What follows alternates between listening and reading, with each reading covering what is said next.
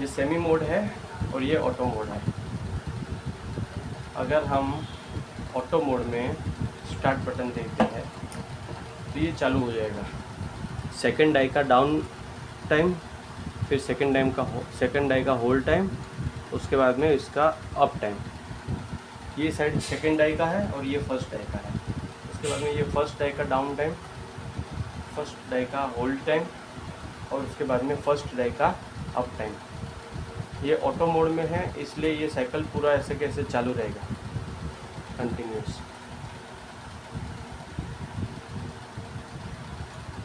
उसके बाद में मैं मैनुअल मोड कर रहा हूँ, यानी ये अब मैनुअल, ये सेमी मोड है जिसमें मैं यहाँ से अब बटन दबाऊंगा तो 1 अप का रिले चालू होगा। क्यों?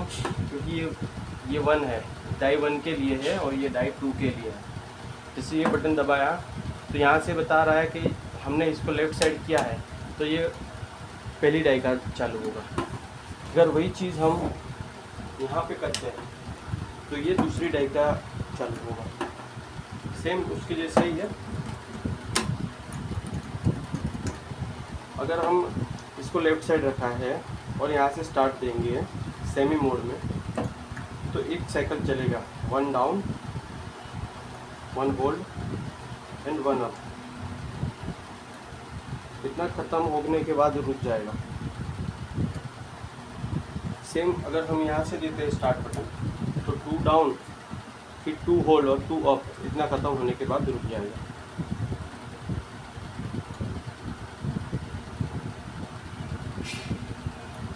ये पैनल उस मशीन के लिए है जिसमें कोई एक बंदा, मशीन ऑपरेटर, 2 डाई का मशीन चला रहा हूँ।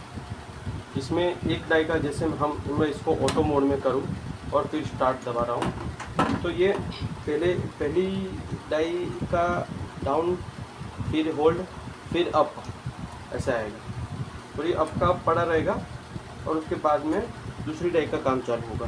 तो तब तक हम यहाँ पे पेपर चेंज कर देंगे, प्लेट निकाल देंगे, पेपर चेंज कर देंगे। उसके बाद में हम ये ऊपर होल्ड हो रहा है तो तब तक हम इसका काम कर लेंगे। तो ये एक ही ऑपरेटर दोनों साइड की डाई को अकेले हैंडल कर पाएगा। और यहाँ से ये हीटर को कंट्रोल करता है। इसमें 4 हीटर को कंट्रोल करने के लिए प्रोविज़न है। ये दोनों से पहली डाई के 2 हीटर और ये जो है 2 हीटर दूसरी डाई के लिए है। उसका सेटिंग हम लोग को जितना रखना हो रख सकते हैं यहाँ से।